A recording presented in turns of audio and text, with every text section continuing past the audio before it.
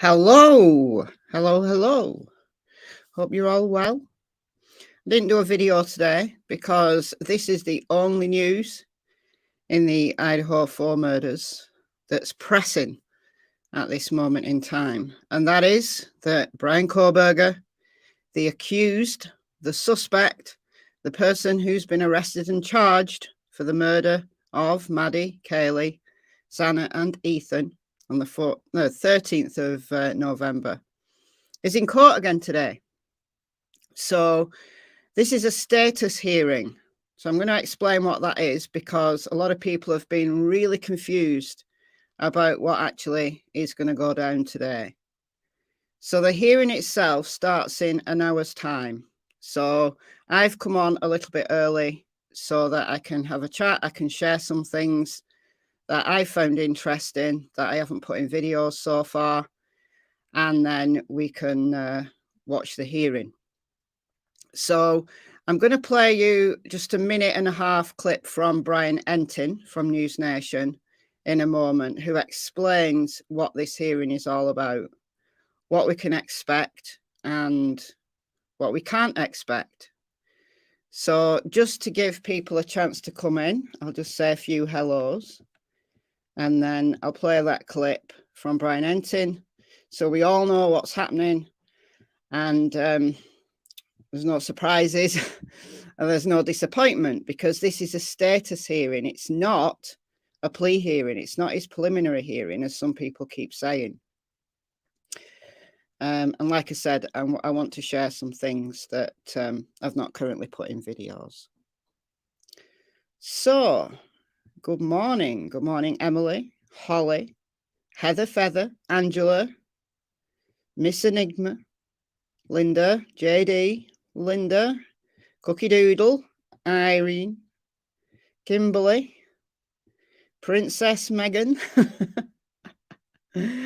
Leonard Love, Jean, Felicity, Diana, Daughter of Scotland, Lisa, wait, what? Wait, what? Casey, Rain, Marie. Wait, what? What are you saying here? He's a Brittany, not a Brian. Plus, he isn't a lone wolf. In my opinion, he was Lord. He was Lord. That's an interesting theory. Kelly, Karen, Vela, Australia. Oh, it's in the heat. Oh, wow. Yeah, it's your summer, isn't it? Well, it commences in just under an hour, the actual hearing. It's 8 a.m. Pacific time, which is 4 p.m. my time. So I'm guessing it's going to be like 2 a.m. or 3 a.m. your time. So quite a wait up. So perhaps you can go to bed and catch it in the morning. Who else have we got in here? Kelly, Genevieve, Princess Megan, I've said your name. Crystallized Ice, Denise, Down Under with Love. You're in my chats whenever I go live. You must never sleep. Only Grands, Isabel, and some more people coming in now. So please click the like button. It just helps get the stream noticed by the algorithm and it just shares it out to more people. The more interesting YouTube perceives it based on likes and comments and things, the more likely it is to share it out to others who might not have seen it. So, okay, I'm going to play you this little clip from Brian Entin to start with, and then we'll take it from there. All right, like I said, this is only short. He posted. Brian Entin and shut up! I'm not ready for you yet, Brian. So this is what he posted on his Twitter. I think there's a longer piece that he did for News Nation, but this just explains what the status hearing is about, because there has been a lot of confusion about what actually this is about. This status hearing was requested by the public defender, Ann Taylor. So at his initial appearance last week, when he got to Idaho, Ann Taylor requested this hearing. So this is the scheduled hearing requested by the defence. All right, I'm going to let Bryan take it from here. Just let me know if there's any problems with the sound. I'll turn it up a bit. Not going to turn it like to full volume because it might blast your eardrums. But if it's too low, let me know. All right, let's get it back to the beginning. Right, take it away, Bryan. Hey everybody, this is Bryan Enton in Moscow, Idaho. Wanted to give you an update on the court hearing that will be happening on Thursday. It's going to be at 8 in the morning, and we are told that it's expected to be relatively short, and they are mainly going to talk about scheduling. They're going to be talking about scheduling a preliminary hearing. Now, first of all, there's a possibility that the defense could waive the preliminary hearing, so that could happen. But if the defense doesn't do that, both sides are going to come up with a date and time that works for them, where they will set the preliminary hearing. And it's at the preliminary hearing that could be really something, because we expect to hear more evidence if that hearing happens. And they could also call witnesses. So we could possibly hear from the surviving roommate who was in the house behind me, who told police that she actually saw the killer. That person could be called to the stand up at a preliminary hearing. Cameras will be allowed inside the courtroom. So we will have video. We'll be able to show you video of what happened inside, but they're not allowing a live stream. So we won't be able to put that video out until after the hearing happens. Also new here in Moscow, classes have officially started at the University of Idaho. You know, they were out on winter break. They officially started on Wednesday. Students just seem relieved. There were more students walking around. People felt safer, they told us, but there is still this deep sense of sadness, as you can imagine, because so many people on the campus knew one of the victims, and it's obviously going to take a very, very long time for people to heal. So we'll obviously have the latest from here. We'll be at the hearing, we'll be inside, and we'll let you know what happened. Okay, so that's Bryan Enton's nice, concise summary of what to expect at this hearing. So for those of you just coming in, the hearing is scheduled to start at 8 a.m. Pacific time, as it says in the scrolling banner that you should be able to see at the bottom of your screen. So that's 8 a.m. Pacific time. That just happens to be 4 p.m. my time, whatever that is in your time zone. About 50 minutes. But as Bryan said, there won't be a live stream. So we're not going to see it at 8 a.m. Pacific time. We're going to see it a little bit later. So we're going to have to wait a little bit. So although live streaming isn't allowed from the court, the hearing isn't happening now, Karen. It's happening at 8 a.m. Pacific. So that's 8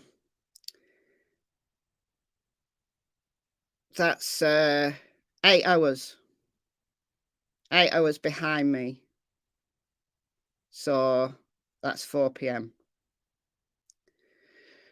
But live streaming isn't allowed. However, cameras are in the court. So once the hearing's finished, then news channels will get the go-ahead to publish. So there's an embargo on information coming out of the court until the court gives the go-ahead. I assume they do that just in case there's anything announced that shouldn't go into the public domain. I guess, I'm only guessing that that's why they don't allow live streaming. Now, of course, in many trials in many states, that, you know, they're streamed live. So, you know, it just so happens that in this particular court, this particular judge isn't allowing live streaming. It's down to the judge ultimately. And obviously the rules, the laws in that state. I don't know specifically what the laws are in Idaho. Obviously cameras are allowed in. Perhaps it's just this particular judge who doesn't want the information live streamed. But it is going to be quite a short hearing. And it's a status hearing. So that it's not a preliminary hearing. It's not a plea hearing. You're not going to get Bryan pleading today, giving his plea today, right? He might say up and down that he's not guilty. He might want to shout from the rooftops that he's not guilty, but that wouldn't be classed as a formal plea. So what we expect to see is some procedural details covered in this hearing. What that could be anything. It could be anything from certain motions that they want to announce. It could be they want to talk about his bail. I don't know. But the important thing is that today, yeah, Karen, cameras are allowed in. Cameras are allowed in. It's just they're not live streaming. So it will mean that news channels and YouTube channels will be allowed to show the hearing. It's just not going to be live. The court will, once the hearing's finished, the court will give the go-ahead for news channels to publish. So there's an embargo while the hearing's on, but after the hearing finishes, then it will be shown.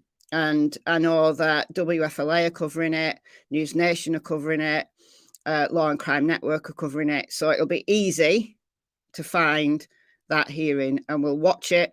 We'll watch it on the stream. We'll watch it together as soon as it goes live on whatever channel. I'll do WFLA because they tend to be reliable. But if not, Law and Crime Network, we'll get it from there. So there's no worries about getting it. It will be shown. It will be shown in this stream. We're just going to have to wait a little while for it to be published, for the court to allow it. Okay, so one of the important things, one important thing is that what's likely to happen today is that we'll find out whether or not they're going to go through to a preliminary hearing. And if they do go through to a preliminary hearing, then they could call witnesses. We could hear some new evidence that we haven't heard before. If you remember back a few months to Megan Boswell's situation, Megan Boswell's long-term court procedure, because the Megan Boswell's case has been going on forever. But a few months ago, she had a preliminary hearing, and they called a witness who was a forensic scientist, a forensic pathologist, sorry, not forensic scientist, a forensic pathologist. And she detailed the information about how little baby Evelyn was found. She was found upside down in a trash can, like been taped up. She'd like been covered in aluminium foil. It was just horrendous, the details that came out. And no one expected it at all. No one expected that level of cruelty had been made towards little baby Evelyn, who was only 15 months old at the time of her death. No one expected that. It was a complete shock.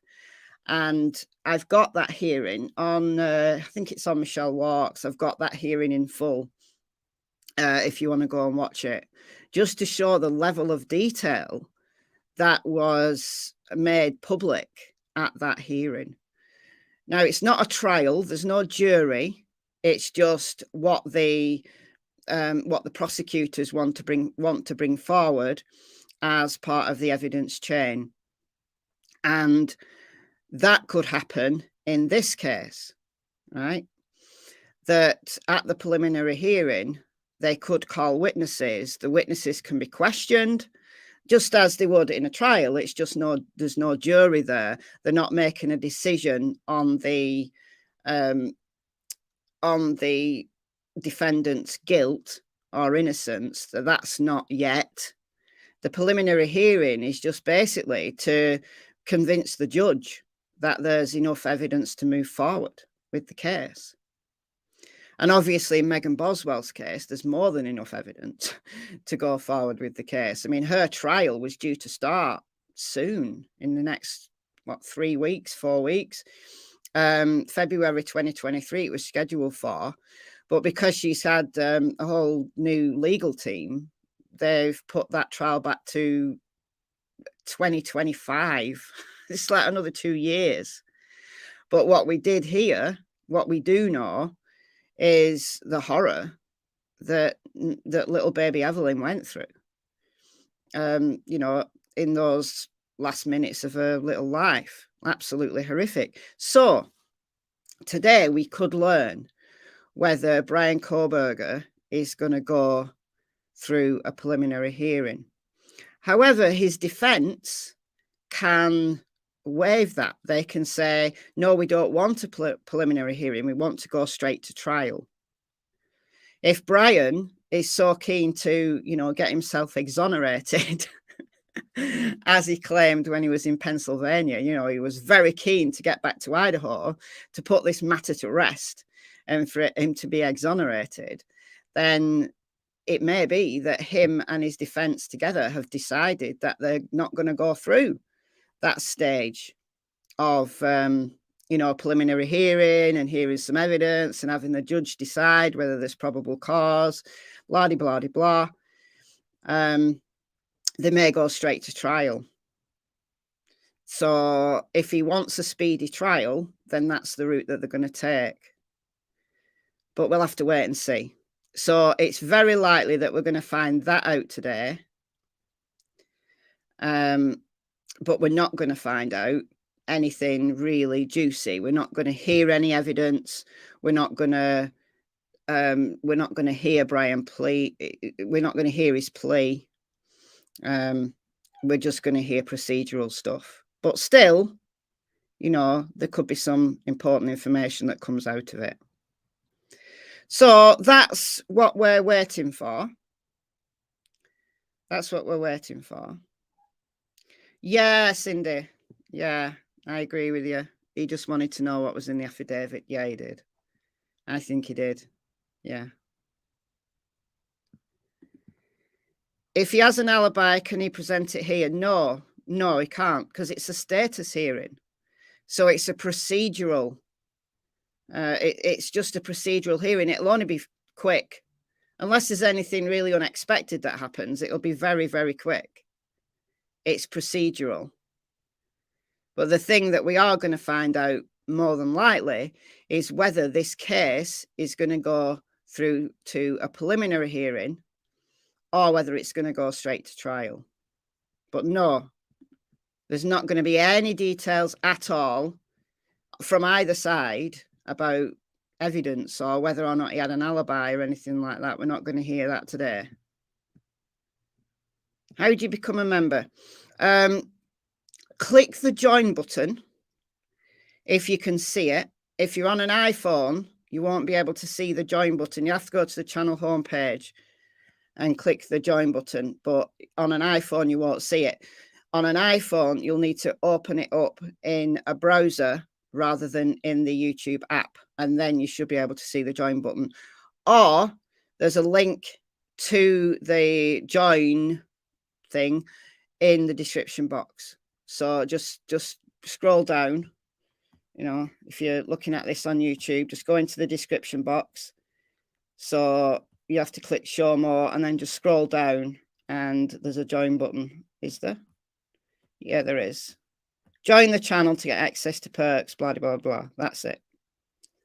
So, yeah. But if you're on an iPhone, you'll have to open it up on a browser.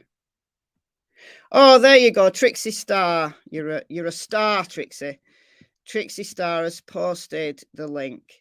So we've got links to memberships there. And then we've got iPhone membership. So there's a specific link. That'll take you straight to the join area. So there you go. Bug Love has gifted 5 memberships. Thank you, Bug Love. Thank you so much. So these are going to come through. Let's have a look. So who was gifted a membership? Karen, Stillwaters, Jack, Suzanne, and Grammy. All of you have been gifted memberships by Bug Love. Thank you so much, Bug Love. So that means that you guys, you lucky winners, you've been chosen by YouTube, not by me or Bug Love. YouTube decides when somebody gifts a membership, YouTube decides who gets them. And you will have free memberships. So So access to the members area for a month, and then it will disappear. It's not like Bug Love's going to pay your membership forever.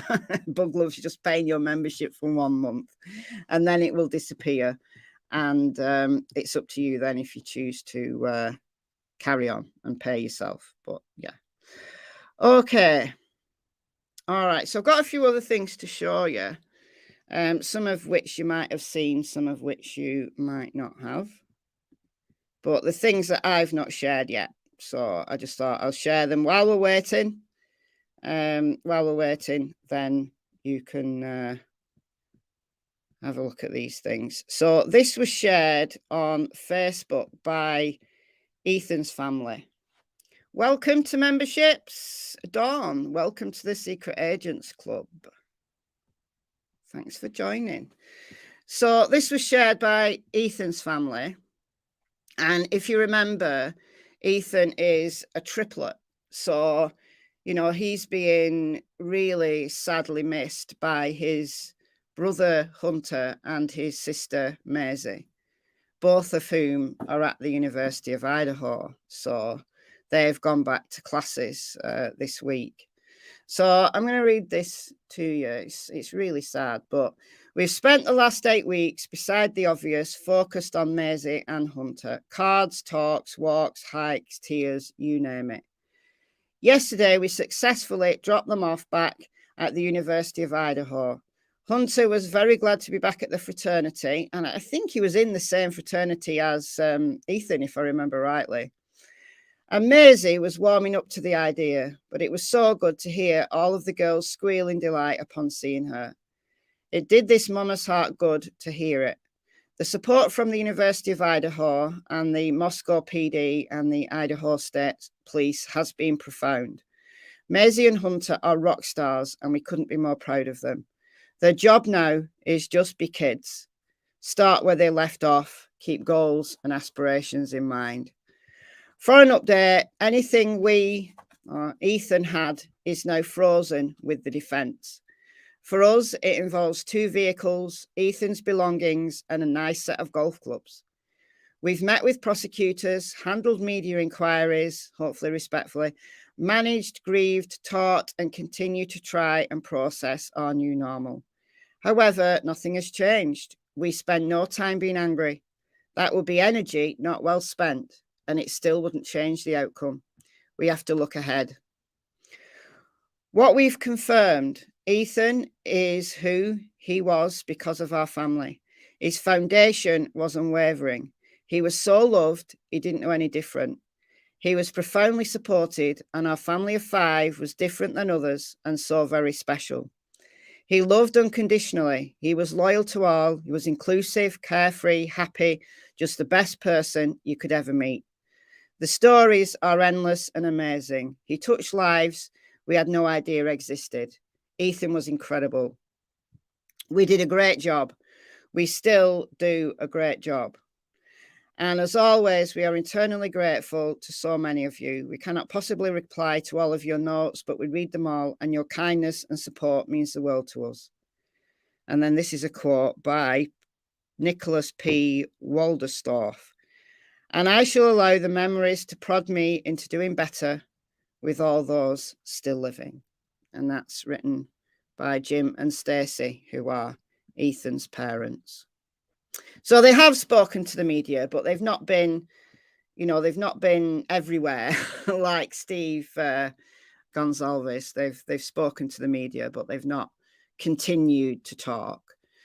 So I thought that was just really nice, nice to see, nice to hear how they're doing. It seems that, as a family, they're just coping. They're coping with this horror that's befallen their family. And Hunter and Maisie clearly have got very supportive, loving, parents who that's all they can wish for.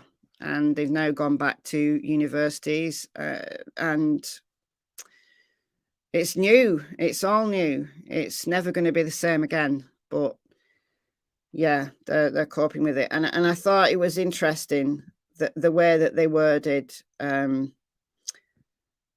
this for an update. Anything we or Ethan had is now frozen with the defence, and the defence put a kibosh on the house and all its contents being turned back over. So, for it to be released as a crime scene. They were going to do this kind of deep clean, get rid of all the noxious chemicals that had been used during the forensic examination, all the blood and everything that no doubt would still be there. Excuse me. But that cleanup had barely started when there was a court order that it had to stop. And that was because the defence wanted to go and check it out. They weren't happy with the 3D scans that had been done, really, really expensive technology that's been used to 3D scan all of that crime scene, all of that house will have been scanned. If you want to know what that's about, what 3D scanning involves in kind of modern forensic examination of crime scenes, Duty Ron did a great stream a few days ago. So if you go and find that, I think it says on his thumbnail 3D scanning or something. It's very clear what stream that is, because I know Duty Ron streams a lot, but it will be obvious from the title and the description box what that is, which stream that is. But they weren't happy with that. They wanted to do their own forensic examination, which is fair enough. They've got a right to do that. So that means that everything that was in that house is now being held as potential evidence. Ethan's vehicle and Hunter's vehicle is also frozen, because I think Hunter drove to the house on the morning when the alarm was sounded. So yeah, it's all frozen. They obviously don't know when it'll be released, but the important thing is that this case is moving forward, that they've got a suspect in custody, that they are they're moving forward at a rate of knots with this case. Denise, welcome to memberships. You are now in the Secret Agents Club. No, none of the vehicles have been released, MS. As far as I know, they were all taken away on a lorry. And as far as we know, none of them have been released.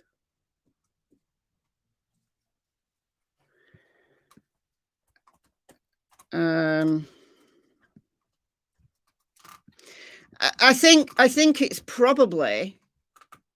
I don't think there's any evidence in any of those vehicles, in my opinion.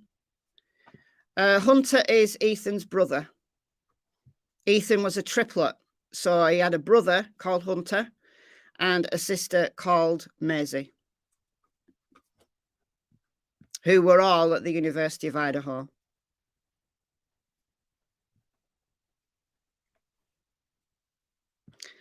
I'm going to talk about that. I'm going to talk about that in a second or two. There's let me just see if there's anything else I want to share with you from Twitter. Hey everybody, this is Bryan.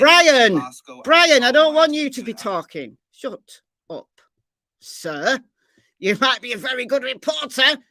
But oh yeah, I'm not going to play it all, but I just want to direct you to it because I thought it was interesting. Bryan Entin did an interview in his car with do you remember Jason LaBar, who was, I'm not sharing him. Do you remember Jason LaBar, who was the public defender that Bryan Kohberger had when he was in Pennsylvania? Well, Bryan Entin did an interview with him. It's in 3 parts. He's done it in 3 parts, but he's not linked them. So you'll have to go to Bryan Entin and find parts 1, 2, and 3. but it's 10 hours ago as I record this. I'm not going to play it all because it's sum totals about 18, 19 minutes.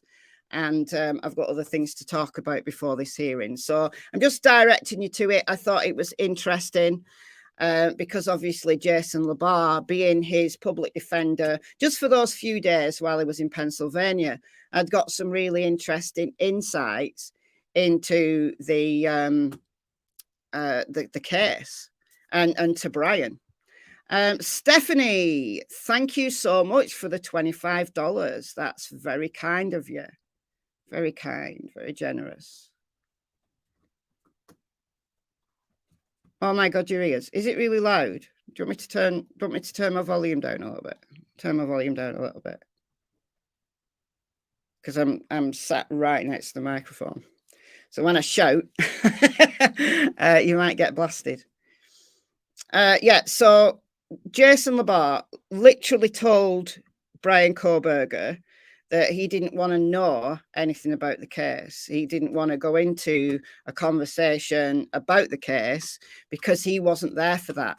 He was literally Bryan's public defender whilst he was in Pennsylvania, just to get him through the extradition. So to answer questions and to deal with all the legal matters that relates to the extradition. So he did his job. Right, he did his job.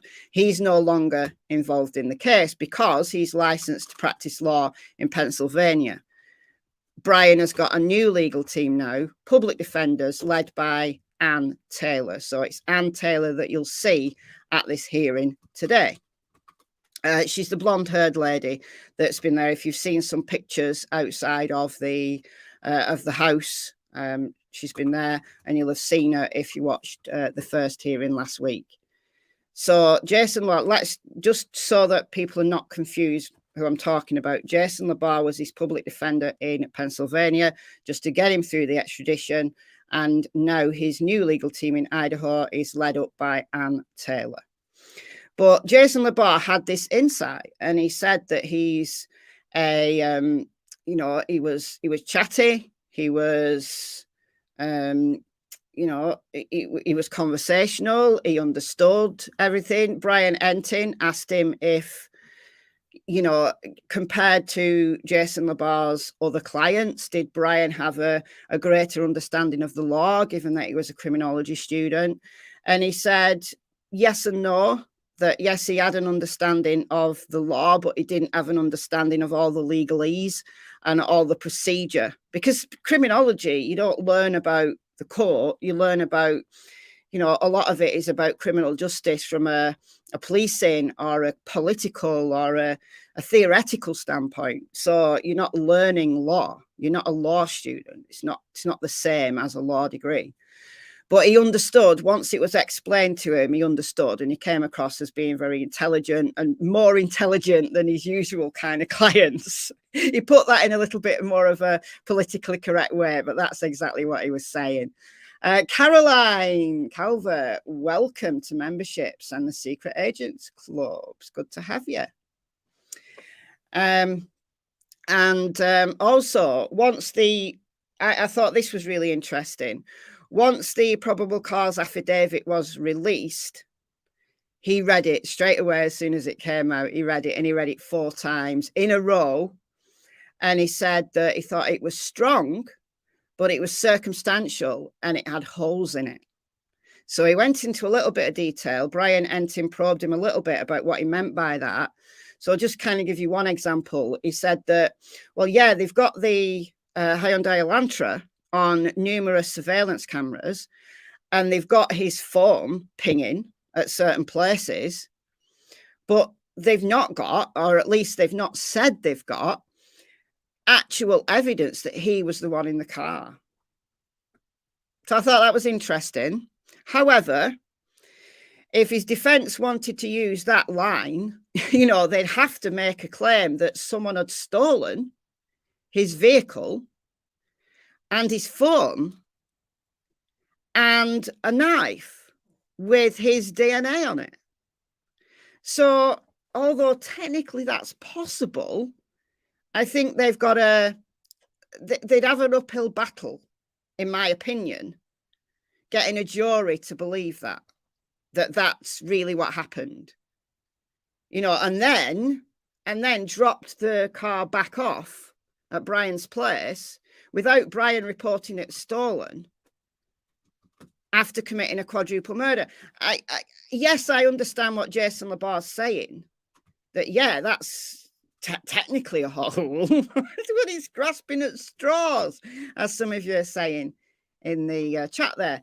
But that's just obviously Jason LaBar's opinion of it, that it's largely circumstantial, but he acknowledged that the chances are they'll have a lot more evidence that they've not put in the probable cause affidavit. But he's no longer anything to do with the case. It was just an interesting perspective, and I thought it was good that Bryan Entin had interviewed him. So yeah, go and check that out. So it's on Bryan Entin's Twitter, and there's 3 parts.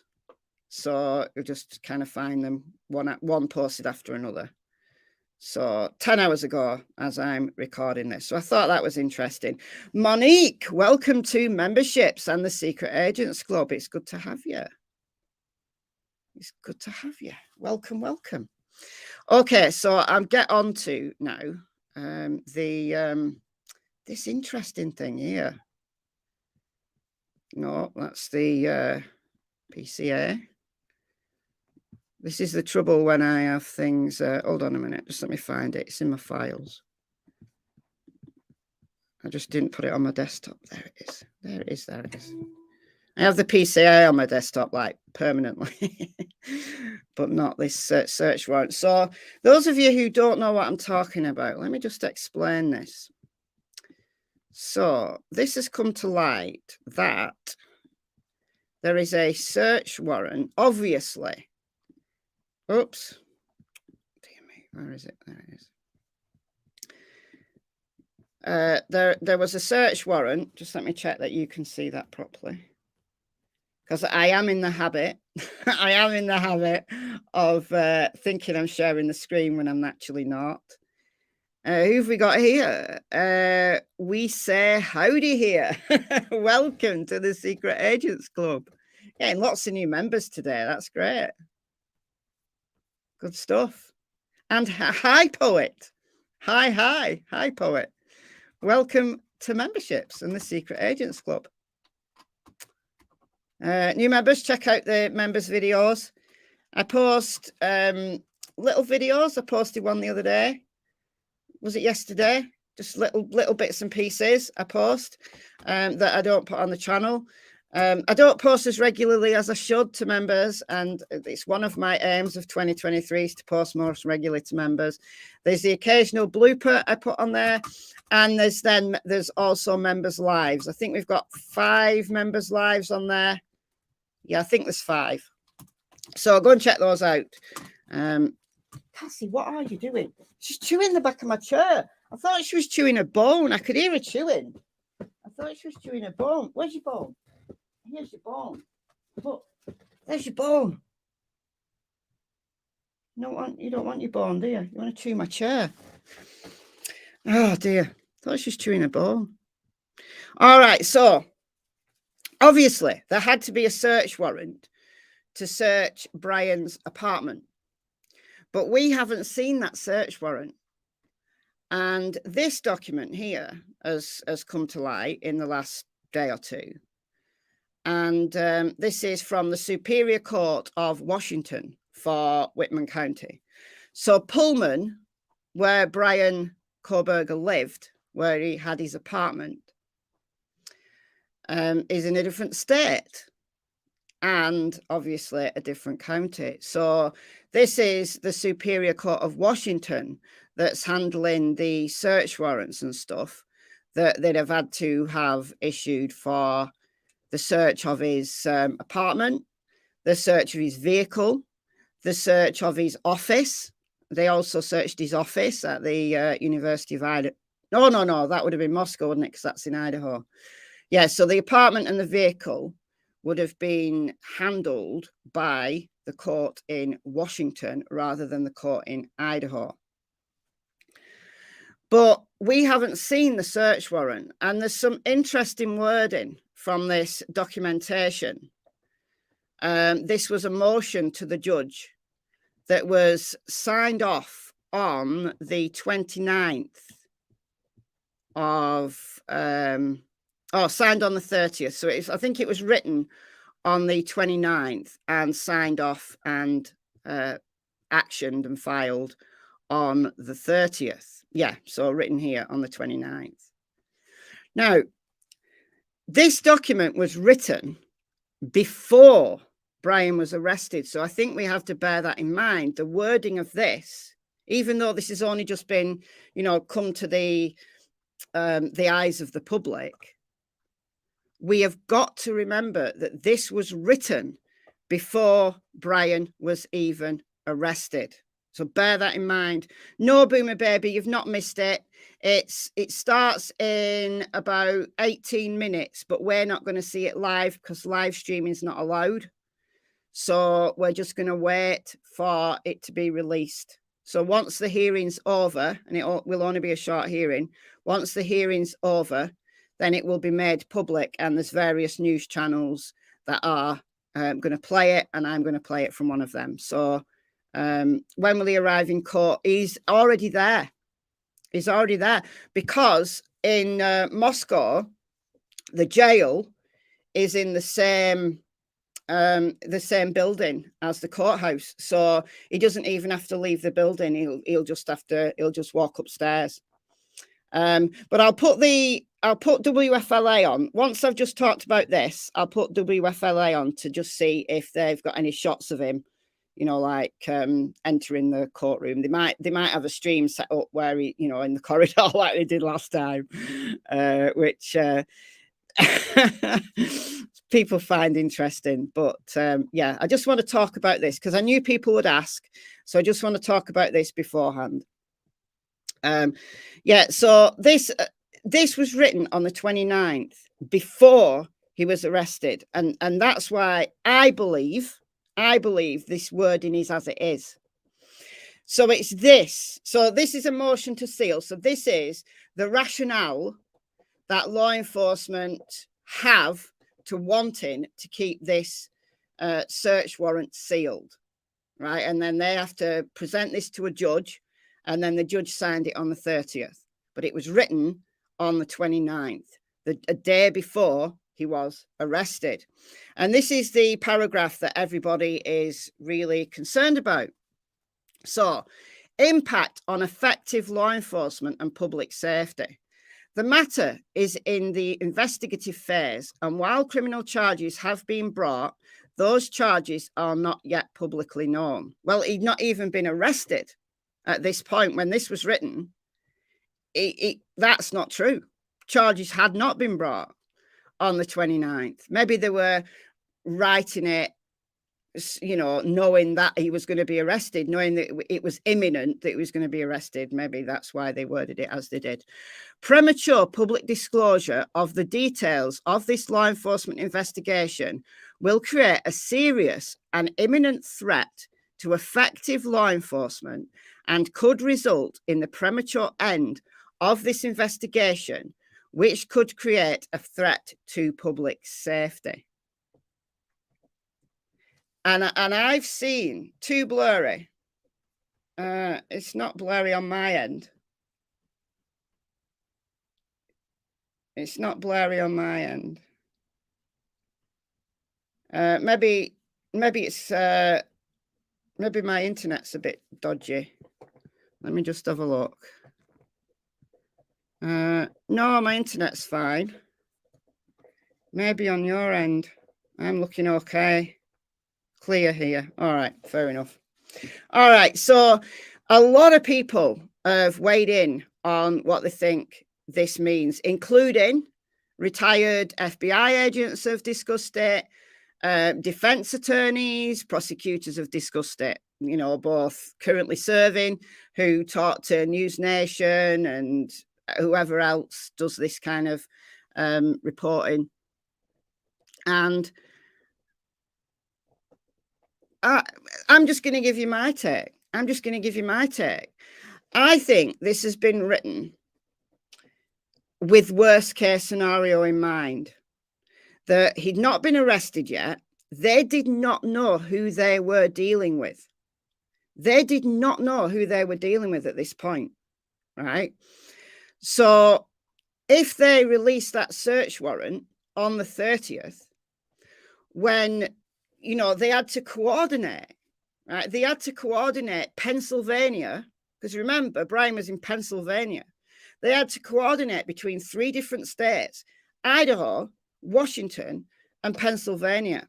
So I believe that they were going in hard to convince the judge that this had to be sealed. Because if this went public before he'd been arrested or before, you know, before he'd been successfully apprehended, then worst case scenario, it could have created a threat to public safety. They could have been dealing with an absolute maniac, right? They didn't know at that time. Like, remember, there was 50 officers, 50 members of a SWAT team surrounded that house, coordinated that house, had been surveilling him for 4 days, and then got everything in place, and then just literally raided that house in Pennsylvania, like literally bust through the doors and the windows all at the same time to take him by force, because they did not know what they were dealing with.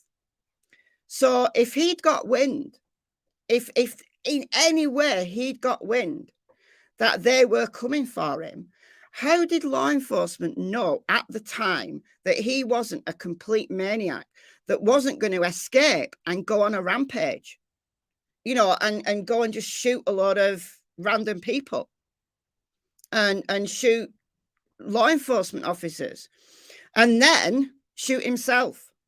So I think that's what they were going with, that they were going with the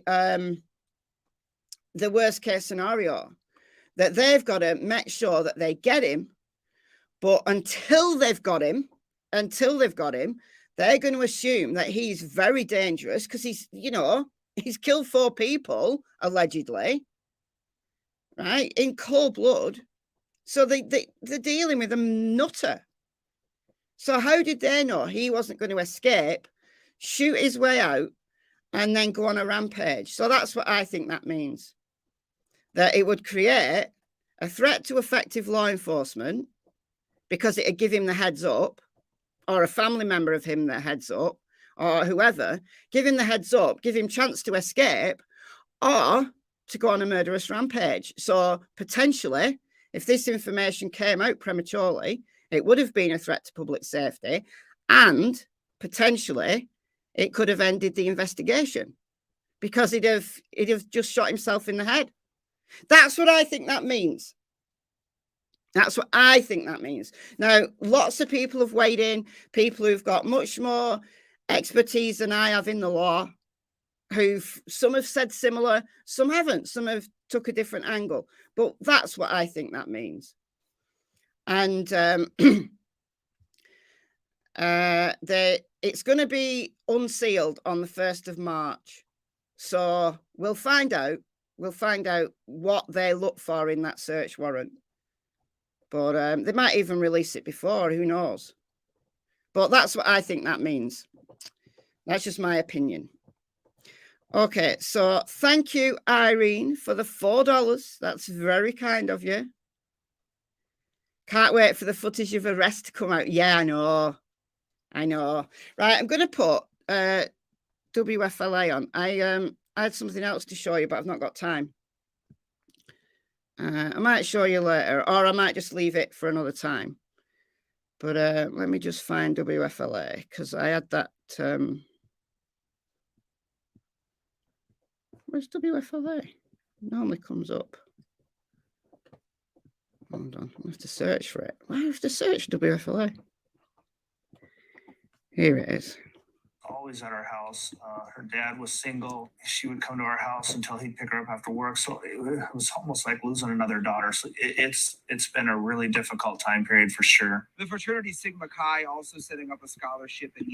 Okay, so they're just talking about. I'm actually going to share this a different way, so I don't have to keep.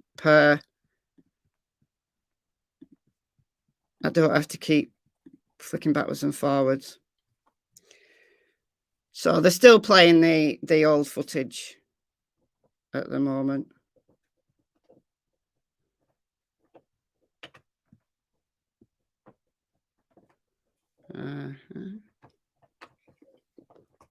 Let's see if there's any. Oh, Trixie Star's got my copyright disclaimer on. Thank you, Trixie. This is the old footage, isn't it? That's when he was in Pennsylvania.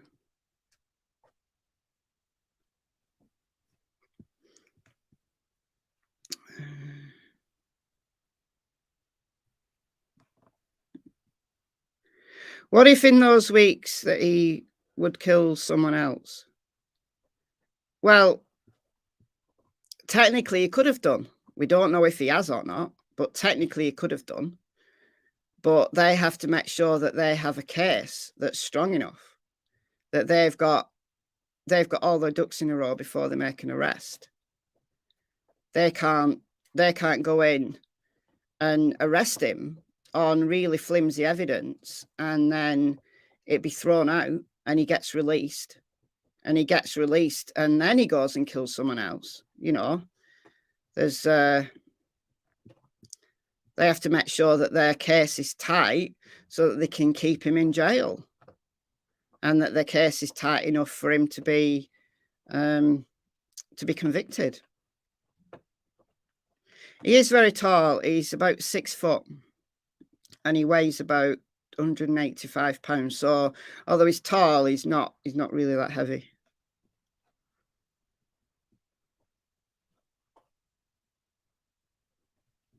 Have we got any questions?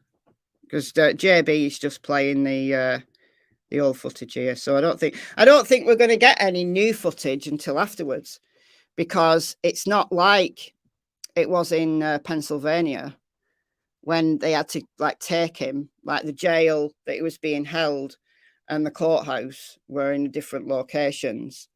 This is from last time. That was his extradition hearing. He literally only has to go upstairs. He's in the same building. He's in the jail on the ground floor, and then the courthouse is upstairs.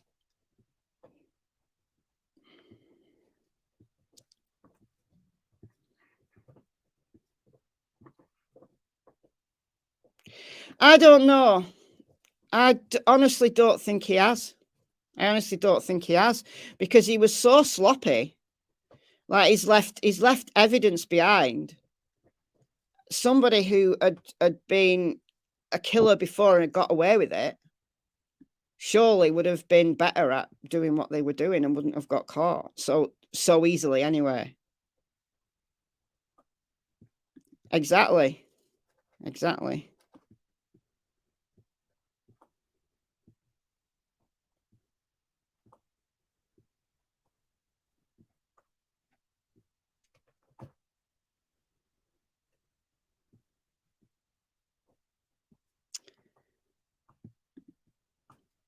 Do I think his history as an heroin addict from a young age? No, this type of murder. He's a thrill seeker. Yeah, I think possibly he's rather than a thrill seeker, I think he's an obsessional person. So once he gets an obsession in his mind, he becomes very addicted to it. So I think he's become obsessed with the idea of killing. And then for whatever reason, killing these people or killing the people in this house. I think he's become obsessed with it. So I think it shows the way that he creates his own obsessions in his head.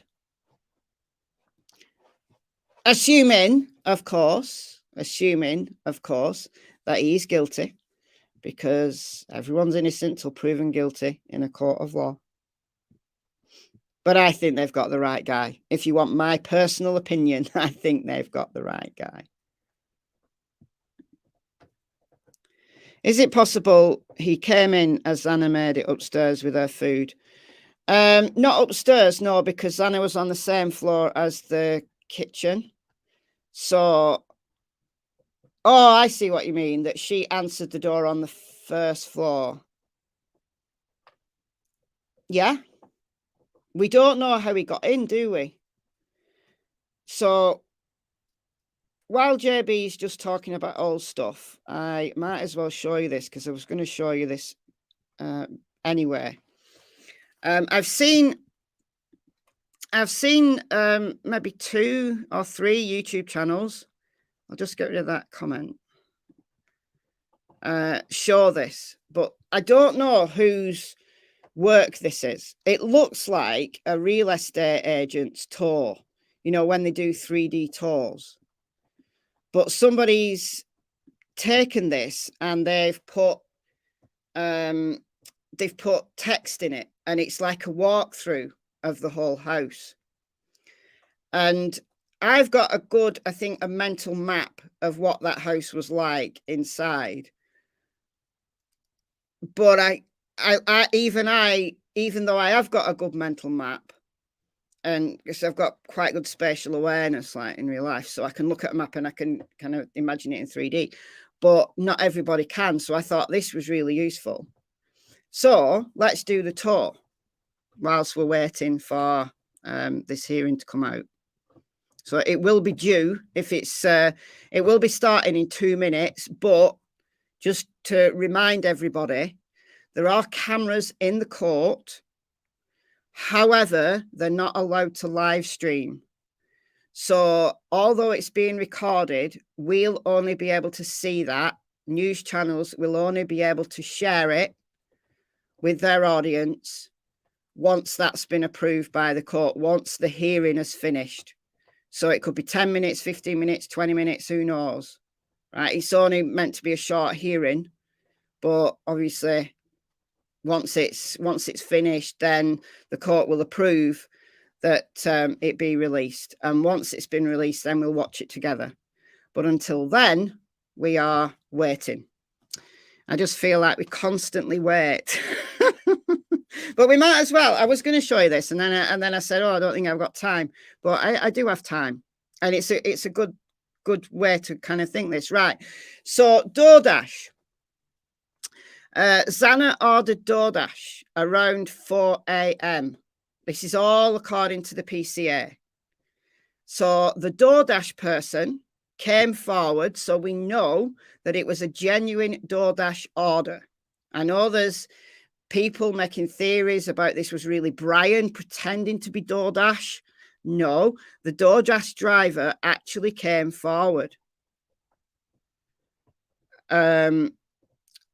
You know, to the police and, you know, gave that information and was never considered a suspect in any way.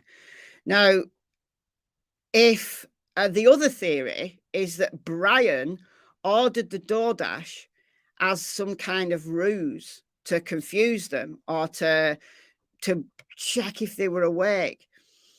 I don't believe that personally. No, Ralvin, I don't believe that personally.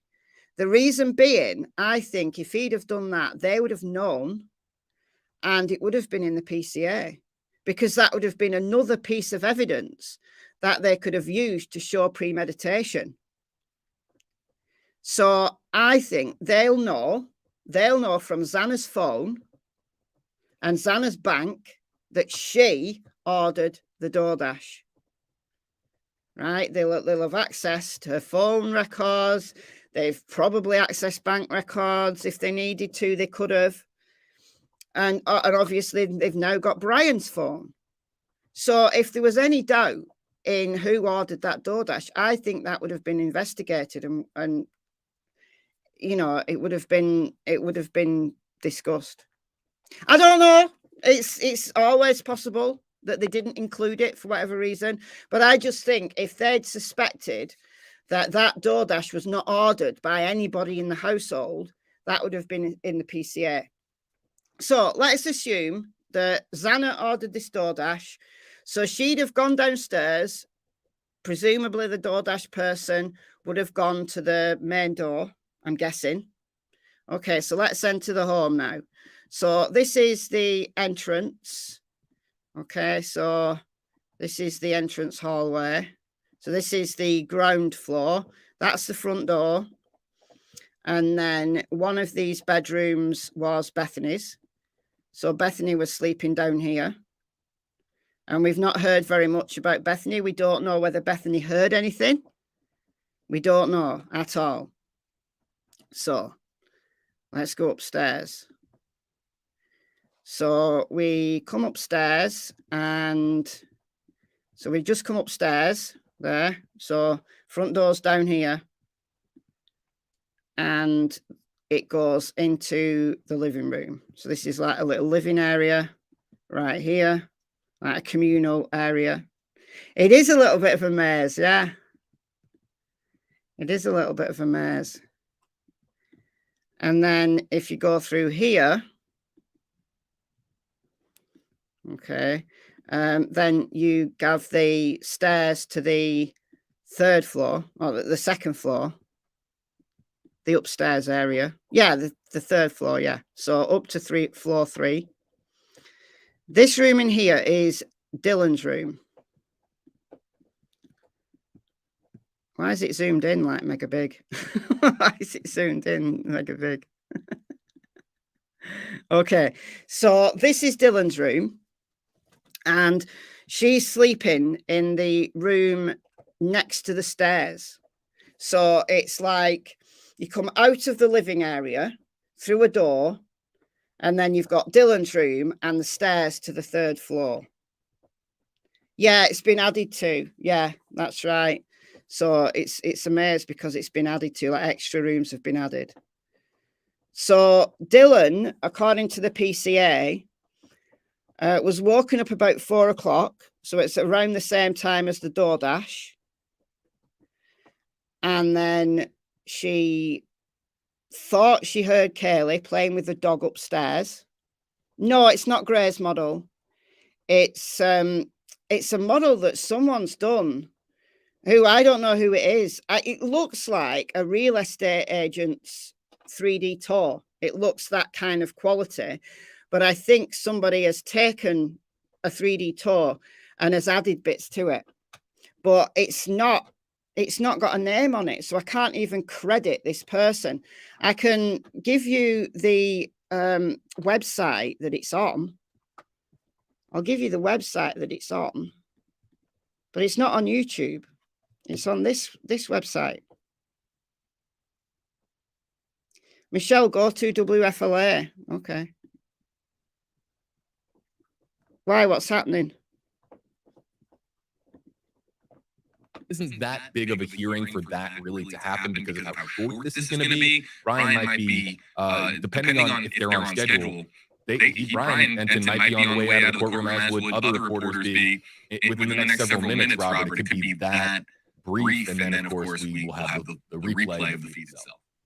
Right. And I know that there are some people out there who get frustrated by the fact that we can't get a live stream from inside the courtroom, or can't get live tweeting there. And I think okay, so nothing's happening. Yeah, I know there's an echo. Don't worry. I know there's an echo.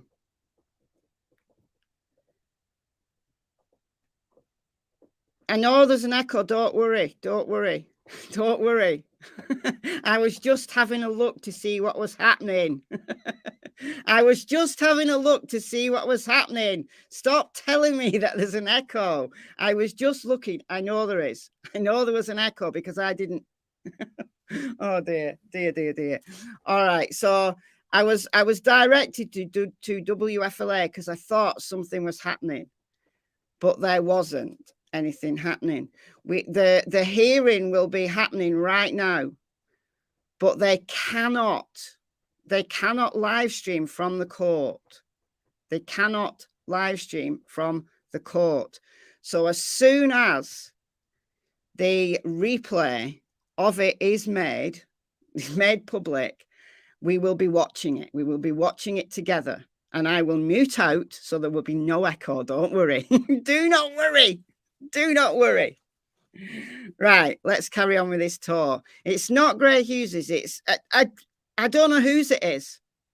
It doesn't look like Gray Hughes's. I've seen Gray's, but it looks like a real estate agent's. I don't know whose it is. It's great. I really like it. I really like it. So I'm choosing to share it. I'm giving full credit to whoever this person was.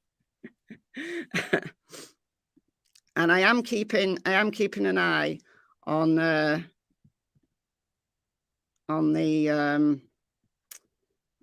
time, and within the next few minutes we might have some information from inside the court.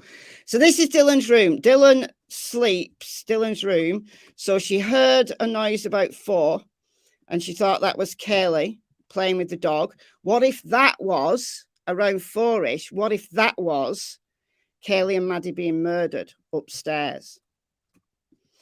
And then, because what if Dylan hadn't heard the person sneak upstairs, but she was awakened at 4 by some noise upstairs, and that, instead of Kaylee playing with the dog, that was actually Bryan murdering Kaylee and Maddie? We don't know, speculation alert, but she sleeps right next to the stairs. So this person has snuck back down, and what if Xana had gone into the kitchen, because we saw Xana's Doordash order on the counter. Well, there was a Doordash order. There was a Jack-in-a-Box bag with Xana's name on it. So we're kind of assuming that was it. And it looks like it had been opened. So we don't know whether Xana's actually eaten anything or not. Okay, so what if the person came downstairs, the murderer came downstairs, encountered Xana in the kitchen, attacked Xana, or Xana ran, let's say Xana ran into her bedroom, which is through here, so back into the living room, and then Xana would have run through here into her room, which is where Ethan would have been.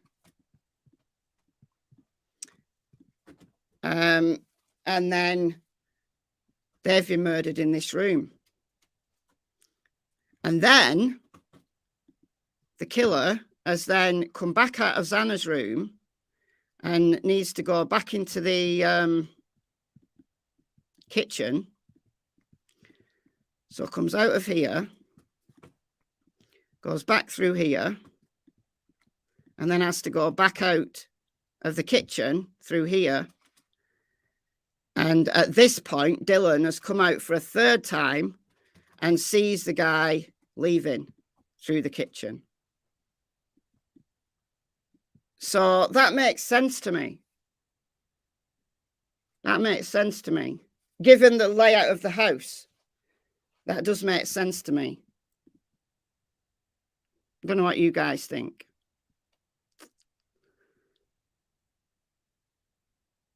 I don't know what you guys think. I'm going to put WFLA back on so that we know, so that you guys can't don't get scared thinking that we're missing anything out. It does make, I think it makes sense given the layout. I think it makes sense of the timeline. Now, how he snuck in, I don't know. We're not told. I think he snuck in through the back way. I think he was dithering around because there was activity at the house. Like he was trying to, do you remember at 404, he couldn't turn round. He tried to turn round in the road. I think that's when the Doordash person was there. I think he was going to drive away, possibly. And then the Doordash person went. The Doordash person might even have him on dash cam, because a lot of these Doordash people have a dash cam. So we don't know. It's not in the PCA, but the Doordash driver might even be a witness. We don't know yet. So I think that's why he made that turnaround at 404. Perhaps the Doordash driver was there and he tried to get out of the way, but the Doordash person went and he went back. I don't know. I don't know. It's just interesting timing.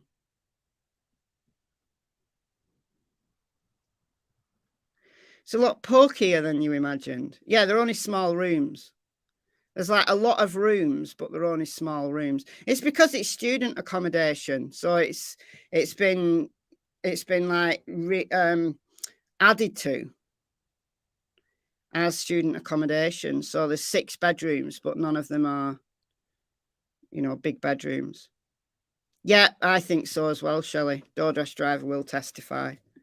I think so.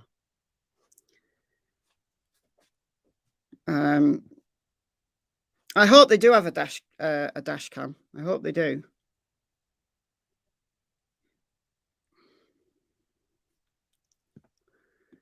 List of discoveries on MFB. What do you mean? What's on Facebook? What's on Facebook? Pokier, smaller, like small rooms.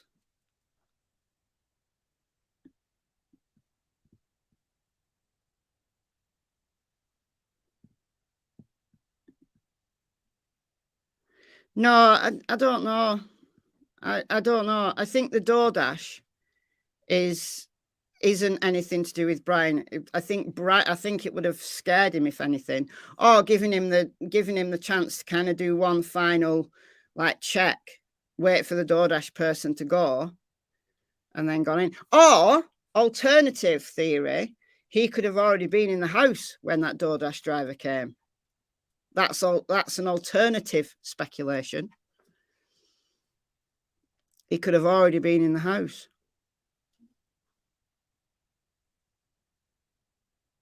On mine. Okay. Hold on. I know I'm not sharing. I'm just looking at what.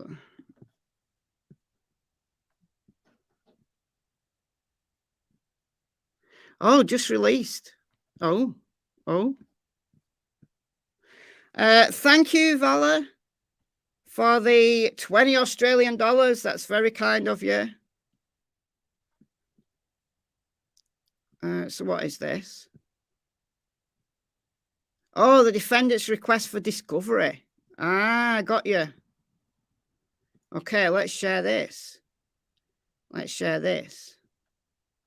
So somebody's going to have to let me know if the hearing comes on, because I'm on a different screen now. All right, so this has just been released, so I'm going to save these as screenshots. Defendant's request for discovery pursuant to whatever code it is. Bryan Kohberger. Rule 16 of the Idaho Rules of Criminal Procedure, the Idaho Rules of Evidence, the 4th, 5th, and 6th and 14th Amendments to the Constitution, hereby request disclosure of information, evidence, and materials. So this is what they want. Wow. This is really interesting. Thank you, whoever it was who said, Michelle, this is on your Facebook group. This is really interesting. 2606, the next hearing. Have we? All right, I'll come back to this. This is, everything's happening at once. Everything's happening at once. Have we had some tweets? Because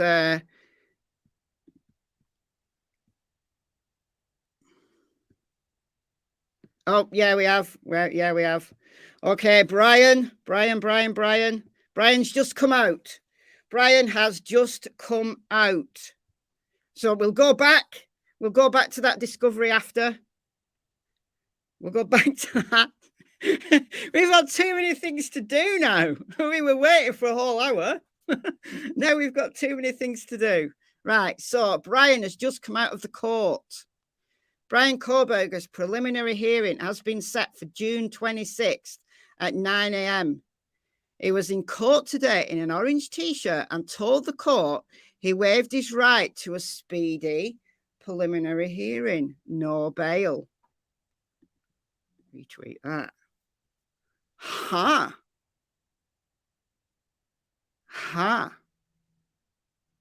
Interesting.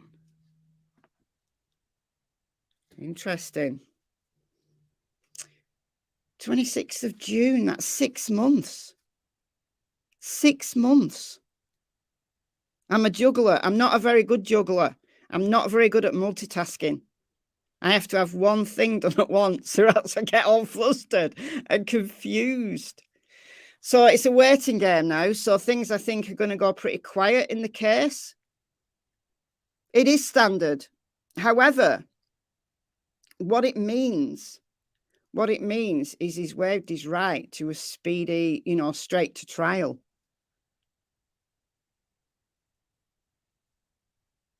It's usual for a preliminary hearing because the reason being the prosecutor has got to obviously put their case together and they've got to share everything with the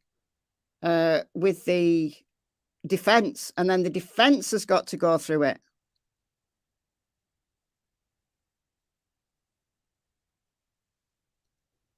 And there could be further delays. So, WFLA is still on old footage. Let's have a see what else is going on. I'm just going to search Bryan Kohberger, see what the latest is here. That's June 26, June 26. There's all the memes coming out now. Dear me. That is going to be one interesting day. Interesting day.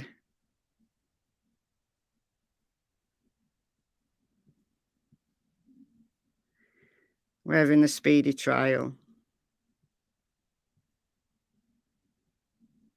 So there's nothing else.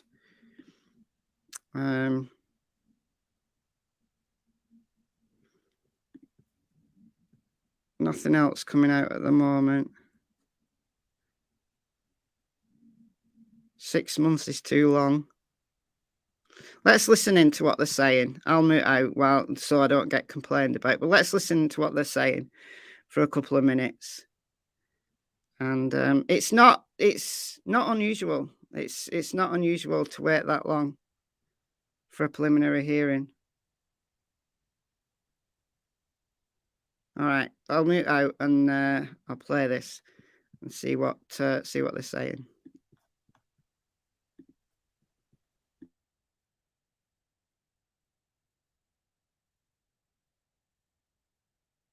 All right, sorry folks. I was just being communicated to in my ear that there will be feeds coming down here momentarily. Robert, if you can kind of take things over here for a second. As I talk with our feeds folks, lawyers need to prepare for the trial, but 6 months is too long. I think a lot of folks are saying that online at the moment. Right. And again, it's all going to come back to, how does this process carry forward? And I understand, a lot of people feeling that way here, but I mean, there are, criminal cases, which last years in the legal system. I mean, it's not totally uncommon for something like this to happen. And again, it's the which factor is the most important here? Because there's several that you do have to weigh here. I mean, there are a lot of people who want justice swiftly. I mean, that's something that has to be considered. The public has a right to know and to be informed at some point. That's something to be considered. But it's also due process for a defendant. That's something that has to be considered. So how do you weigh all of these different factors here is in many cases how all of this ends up shaking out. And, exactly. We're going to learn momentarily exactly how this date was arrived upon and what the back and forth was like in the courtroom as the folks over there figure out, the feed situation. But I mean, surely we're going to be getting more information on this rather momentarily. I mean, there's just a lot to consider. There's a lot to consider in any one of these processes. Yep. And, as we get forward here over the next few months, I mean, surely that's going to be tough for these families in order to think about, how long it's going to take for them to serve justice. But I mean, you look on the other hand as well, Bryan Kohberger is not being offered bail. So I mean, he's going to be sitting in jail for those 6 months, waiting for this case to come up as well. So I mean, this is going to be a long time. This is going to be long and drawn out until we get to that preliminary hearing process. We are moments away from the feed coming in. I actually tapped into a second feed that might come in first here in the Stream Center. So monitoring two separate feeds coming through on different technologies. The moment it's available, we're going to have it here live in the WFLA Now Stream Center. So we're going to be monitoring your comments here as we have Robert Sherman joining us from News Nation. Afterwards, we're going to be answering. And I'm just going to say that I could not handle that office that he sits in.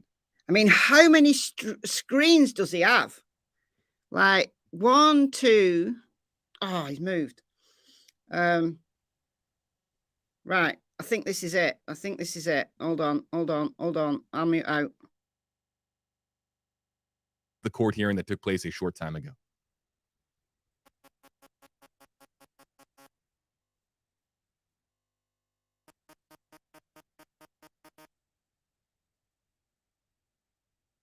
And it would appear that they are preparing to play it back, and they did play it back, and something didn't operate correctly. So you're looking here at the screen that they're using to feed that back.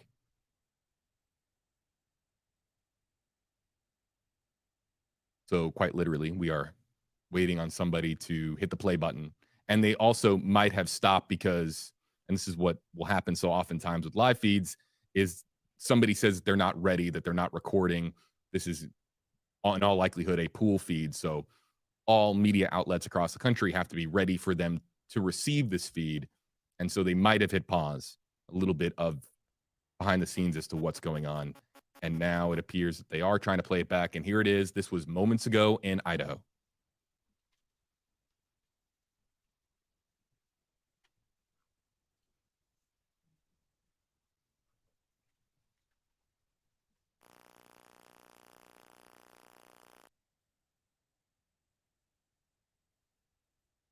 And again, appears some difficulties with the feed. This is going out to all stations right now. So all outlets. So if you're watching on a different live stream, you'll be seeing the same exact screen.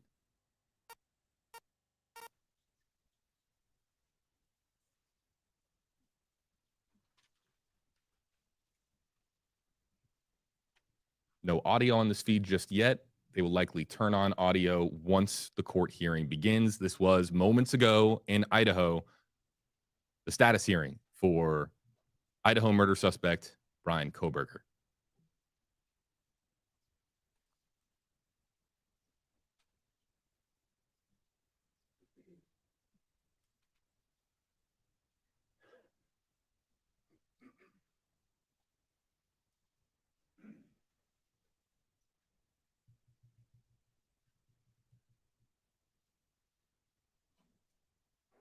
Ms. Taylor, Mr. Logsdon, Mr. Thompson, Ms. Jennings appearing on behalf of the state. This is the time set in the matter for the preliminary hearing status conference. So I am going to inquire of counsel. Ms. Taylor, what's the status at this time? And Mr. Thompson, are you in agreement with that? The state has no objection to that, Your Honor. Ms. Taylor reached out to us by email yesterday with her proposal.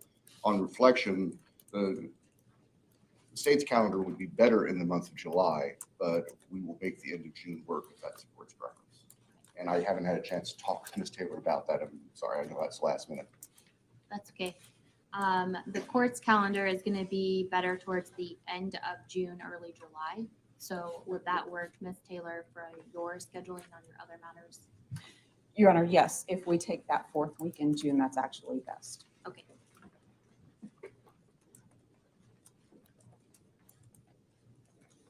So, Mr. Kohberger, I need to speak to you for a moment then. Sir, you do understand, and Ms. Have you had enough time to speak with Ms. Taylor about your decision to waive your right to a speedy preliminary hearing? Yes. Do you need any additional time to do so? No. Then I will ask at this time as to the 5 counts, felony counts that were charged in the criminal complaint that was filed on December 29th of 2022. Are you waiving your right to a speedy preliminary hearing and agreeing that that hearing can be held outside the 14-day period? Yes. And Ms. Taylor, do you concur with his waiver? I do, Your Honor. Thank you. I will find your waiver of speedy preliminary hearing is knowing, intelligently, voluntarily entered here in open court with the assistance of counsel. We will go ahead and set the matter for preliminary hearing.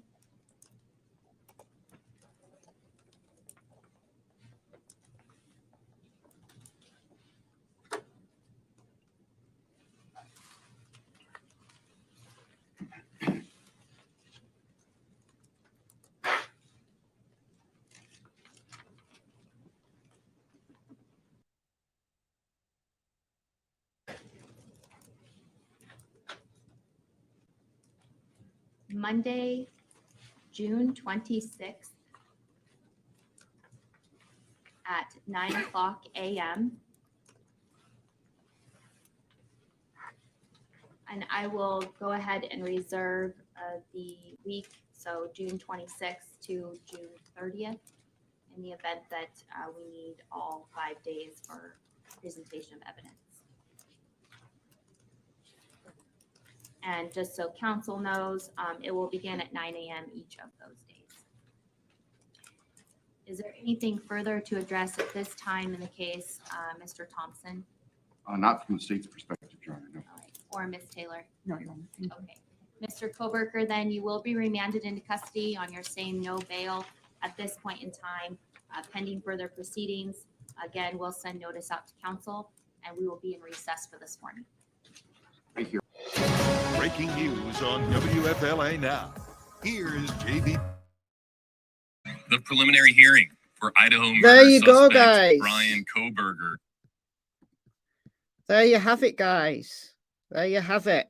It really was that swift. So 26th of June. And it was the defense that requested it. Not so confident now, is he? Not so confident now. So if he could have had his preliminary hearing next week, right, because they have to do a preliminary hearing within 14 days of them appearing in court. So that was last week, wasn't it? A few days ago anyway. So they'd have had to do a preliminary hearing within the next week, 2 weeks at the very most. He's waived his right to that. So he has agreed he can't come back at a later date and say, you've done me wrong and I request to be released because you've not given me my preliminary hearing in good time and due process hasn't been covered. He's waived his right to that in favour of a longer discovery period. So that's why we're waiting 6 months. It's not unusual. It's absolutely not unusual for that to happen. And it kind of flies in the face of what he said when he was in Pennsylvania, that he wanted to get to Idaho and get himself exonerated. So I suspect that his defense have maybe had a word with him, maybe have had a few words with him and said, they've the probable cause affidavit. Yes, we can fight that, but we want to know what else they've got. We want to see their full discovery. So that's what they're requesting. They're requesting their full discovery, the prosecution's full discovery before they go to the preliminary hearing. And that's why we've got this documentation that I was just starting to read through before the hearing happened. I think they look like shaving cuts for all of the many comments that are coming out saying, what are these cuts on his face? They look like shaving cuts to me. It looks like he's maybe using a blunt razor. I don't know, but they look like shaving, like along that kind of jawline. look like shaving cuts. Exactly, Mel. That's exactly the point. They don't want any unpleasant surprises. And that preliminary hearing will last a few days. The discovery period is the time that the prosecution builds their case, but all of that discovery that they build has got to be shared with the defense. So if we go to this documentation that I was reading before, this is the defense's request for discovery. Now, the final discovery will probably be thousands and thousands of pages with lots and lots of attachments by the end of the investigation. If you followed the Watts case, for example, everything was released to the public. Everything was released. Now, bear in mind, Chris Watts pled guilty. And there was still 1,000 pages of discovery. 1,000 pages. Plus about 50 gigabytes worth of attachments. I've got them all. It takes 50 gigabytes of space on a hard drive. All the body cams, just everything. Everything. And he pled guilty. He pled out very quickly. He didn't go through any process whatsoever. He pled out. And that's how big the discovery... I'd show you it if I'd not got it on this computer, because it takes up 50 gigs, but I'd show you the size of it. So you're looking at thousands and thousands of pages and many, many attachments. Everything, every page of everything goes into the discovery.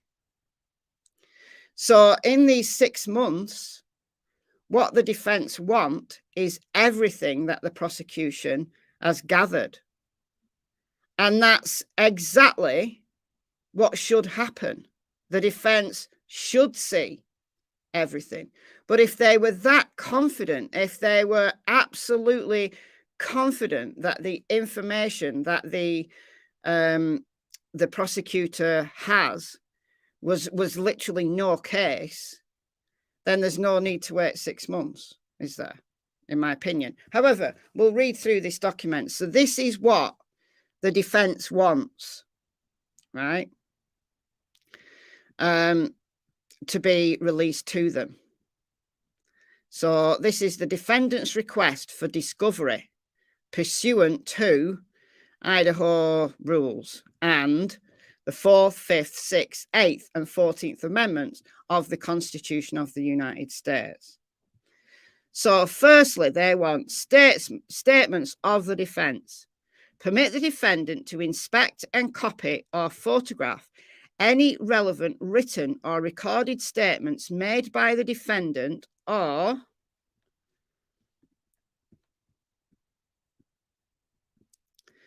copies thereof within the possession, custody, or control of the state. So they went everything that Bryan has said. I'm just saving this page by page. They want everything that Bryan has said. So that will be everything. Or like all the recorded interviews, everything. The existence of which is known or is available to the prosecuting attorney by the exercise of due diligence, and also the substance of any relevant oral statement made by the defendant, whether before or after arrest, to a peace officer, prosecuting attorney, or his agent, and the recorded testimony of the defendant before a grand jury which relates to the offence charged. So the case has not gone before a grand jury, but they're saying everything before the arrest. So that will include all the body cam from Pennsylvania. They want everything. Everything with Bryan on it, or anything that Bryan said. If Bryan has made an off-the-cuff comment to somebody, so this will be his attorney in his defender, his public defender in Pennsylvania. They want all of that. So in just that one point, that's a lot. That's a lot of information. It's all the body cams, it's all the interviews, it's all the they'll have to, if he's been talking, you know, off the record to somebody, they want the substance of that. So they want to know what was said. That's everything, basically. He's not in general population. No, he's in protective custody. He's in solitary and he's under constant supervision. So, okay, number 2, statements of co-defendant. Huh? What? Wait, what? Statements of co-defendant. Any written or recorded statements by a co-defendant and the substance of any relevant oral statements made by a co-defendant, whether before or after arrest in response to interrogation by any person known by the co-defendant to be a peace officer or agent of the prosecuting attorney or which otherwise relevant. Well, there isn't a co-defendant. Not that we know of. There's been no other arrests. So I'm wondering whether this is just a standard for, like a standard letter that they send out. I would be a hot mess, Sally, with all those screens. I couldn't cope with it. I've got 2 screens here, and I don't cope. No. It doesn't necessarily mean that he acted alone. It doesn't necessarily mean they acted alone. This will be a standard letter that goes out. So it takes into account the possibility that there is a co-defendant at, you know, let's say, for example, they're currently investigating whether there was another person involved. Then the defense are preempting that by saying, look, if you make another arrest in the next 6 months, we want all that information as well. It's standard verbiage, absolutely, Clary. It's standard verbiage. It takes into account everything. So they want everything that they've got in relation to Bryan, but they're also preempting the possibility that at some point in the future, in the next 6 months, there's another arrest. And if so, then they want all of that information. Yeah, it's covering possibilities. It's covering possibilities. Number 3, defendant's prior record. A copy of the defendant's prior record, if any, as is then or may become available to the prosecuting attorney. Well, as far as we know, he doesn't have a prior record. Nobody has found anything on him. So they could do a search themselves and find that out. So that's a bit lazy. But again, this is probably just standard verbiage. Documents and tangible objects.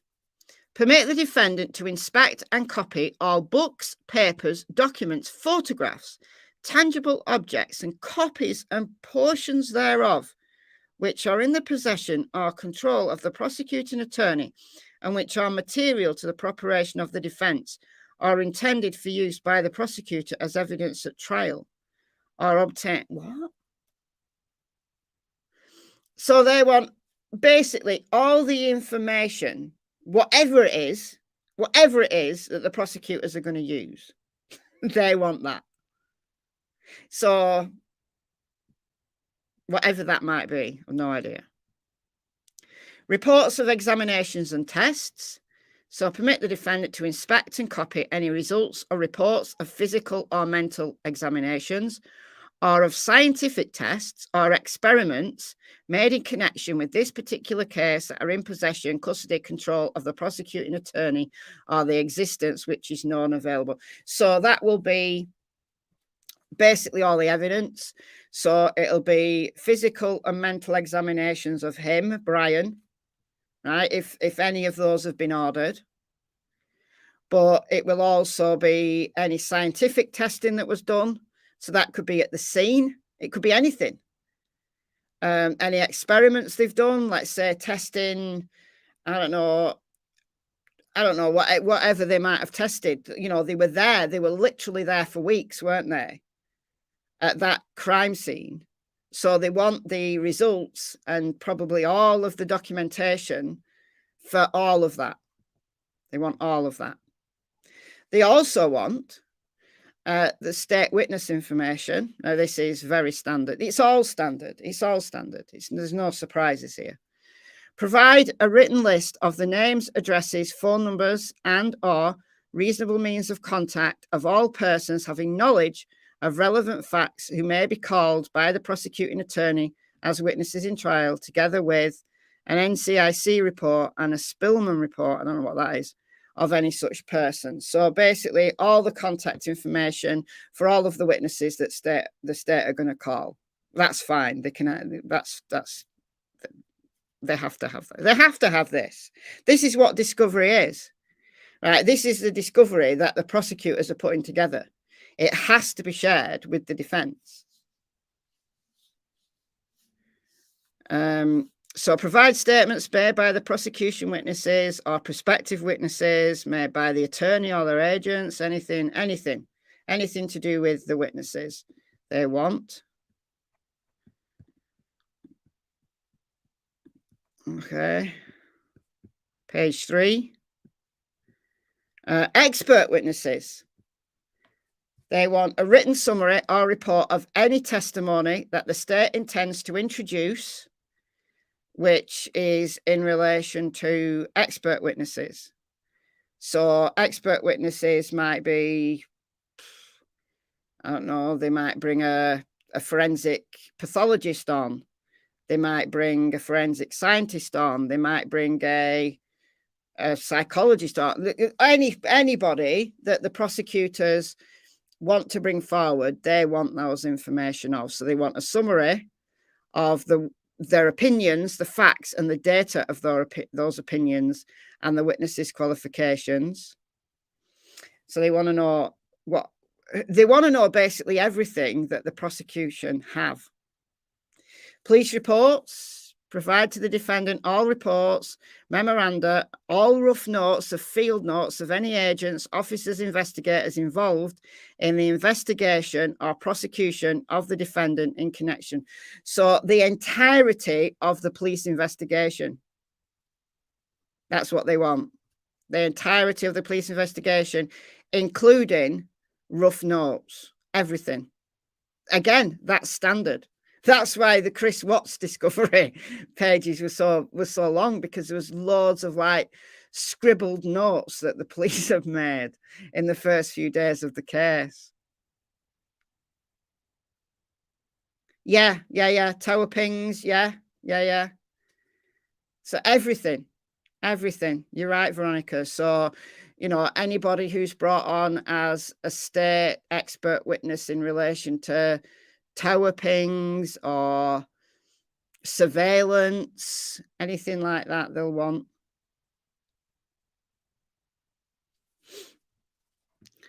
Okay, digital recordings to the defendant, digital media that may or may not contain protected information. So again, that's everything, whatever that might be. Anything related to the investigation. They want the search warrants, all documentation in support of any search warrants, and the supporting documentation, whether granted or denied, all affidavits, declarations, materials in support of such search warrants, all search warrants and all search warrants returned. All right, they want everything on that. They want exculpatory evidence. So all material evidence within the scope of whatever they are, you'd have to look up those cases. Specifically, any and all favourable or exculpatory evidence, information and documents in possession of the prosecuting attorney's office or other agencies available to the prosecution through due diligence. God knows what that means, but they want that as well. Page 4. So in the next 6 months, the prosecution have got to get all this information together and share it. And then the defense have got to put their case together. So Okay, number 12, provide to the defendant all documents pertaining to the existence or substance of any payments, promises of leniency, preferential treatment, or other inducements or threats made to prospective witnesses. Okay. So has anybody been bribed? Has anybody been paid to make statements? They want to know that. Identification, disclosure of whether the defendant or any other person was identified in a lineup, show up, photo spread, or similar identification. Okay, so it could be that maybe Dylan was given a lineup of faces, and you know, does he look like any of these? And then Brian's face will be one. It doesn't mean to say that happened. It's just if it did, they went that.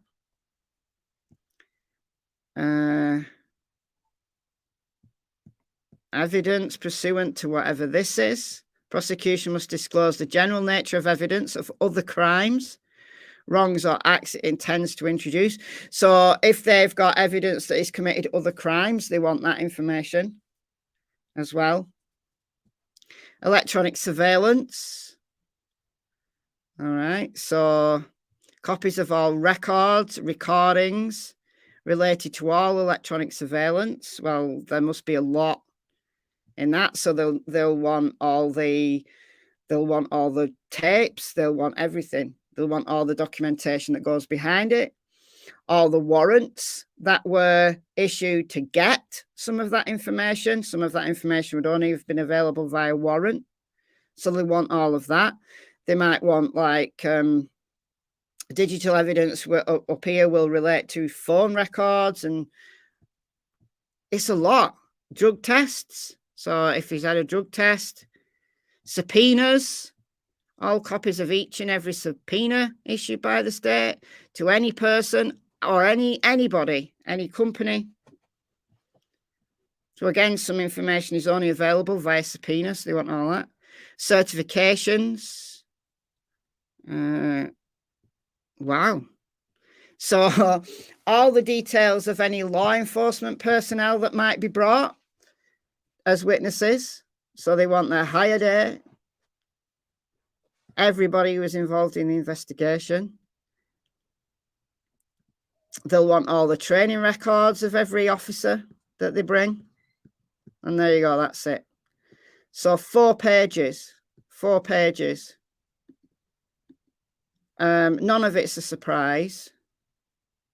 Yeah. It's a mini trial, it is. It's a mini trial, but it's not a trial. It's just presenting the evidence. All it's doing is, I've not been sharing, have I? I've not been sharing. Guys, you know what? You should have told me. I've not been sharing this whole time.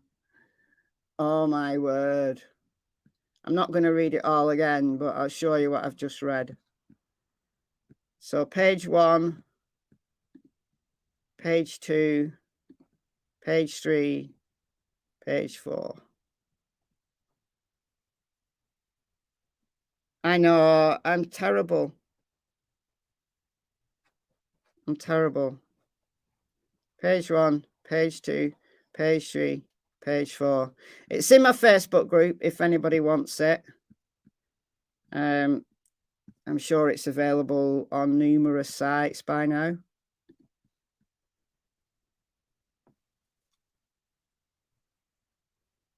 Yeah, training records of all officers. Yeah, it's all standard information. It's all standard information. There's nothing in there that's a surprise. So they Larry Milietti's preliminary hearings going on at the moment. If you want to get a taster of what a preliminary hearing looks like when it goes over several days, then tune into Larry Milietti. So Maya Milietti's husband, who's accused of her murder, but it's a no-body homicide case because she's never been found as of yet. And you can get a taster. And they've got cameras in court on that one. It started yesterday, but there was a lot of drama right at the beginning because they wanted the cameras turned off for the initial motions that went through right at the beginning. But I watched towards the end and they just had one witness on and then they ended it. So that's going to last several days as well. So it is sad for the family. However, that's what justice is like. That's what justice is like. Where can you watch? Larry Milietti's. I watched it on Chasing Truth's channel. Chasing Truth was streaming it. I don't know why it's not got more information, like more attention. I know that Court TV, Law and Crime Network, they're streaming another trial at the moment, the antifreeze killer. And I don't know that case, so I've not been watching it. I don't know that case at all. It's a retrial, I think. But Larry Milietti's preliminary hearing, because I've been following that case from the beginning, I've paid attention to it. Now, Chasing Truth was streaming it via one of the local news channels. So,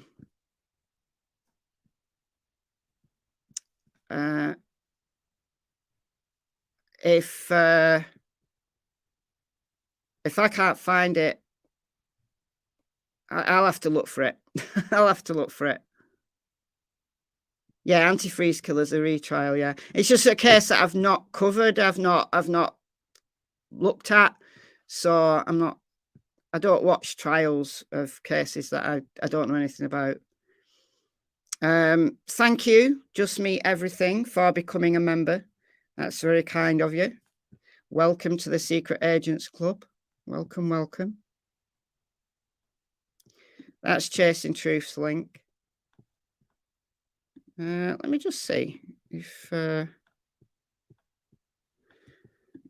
can find it. Oh, here we go. Hold on. There you go. Chasing Truth is due to start streaming like any time now. There you go. I'll get notified, which means that I won't be notified. Whenever I click notification on, I don't get notified. I don't get notified. But Chasing Truth, I got it from Chasing Truth's channel yesterday. No one else seems to be streaming it. Weird. Don't know. But that's going to go on several days, allegedly. Allegedly. Because it's a big one.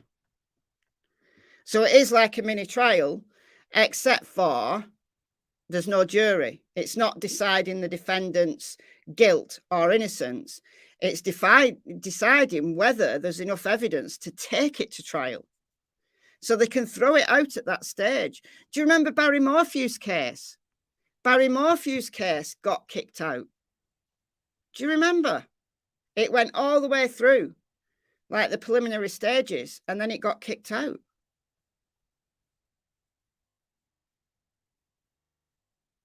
The court said that there was possibility that if new evidence is found, it wasn't like he was completely dismissed, like his case was dismissed and that was it. Because it was still at the preliminary stages, it meant that double jeopardy doesn't apply. So if you go through all the way to trial and you're found not guilty, then under double jeopardy, even if new information comes out, you can't be retried. Actually, in the UK, there actually have been some cases actually now where that's been kind of overturned. But it's a very contentious subject.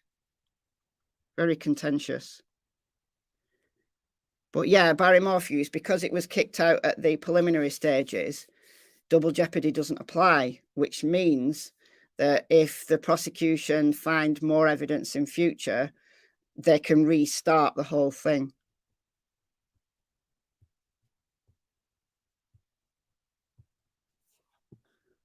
I'm not sure what you mean, Nelly. Court TV showed he drove past the police station. I talked about that yesterday.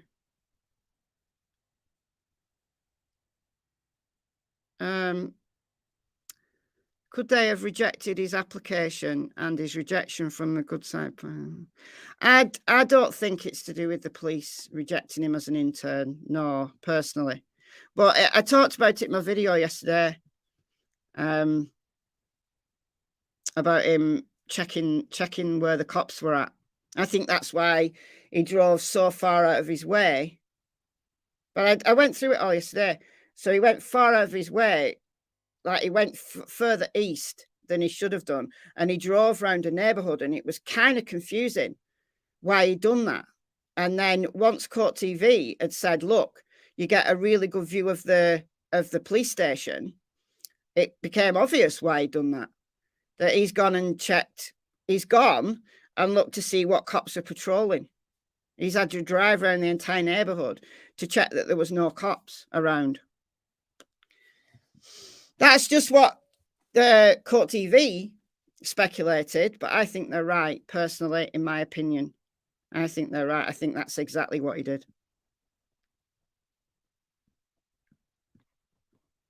But it was a good spot it was Chanley Painter from Court TV. It was a good spot by her because she's been driving around all his routes, just to eyeball what he could see when he was driving all those routes. And she spotted that from Indian Hills Drive, it's like on a hill, and you can see down onto the police station, but without being surveilled by the police station surveillance. So it was a really good spot by her.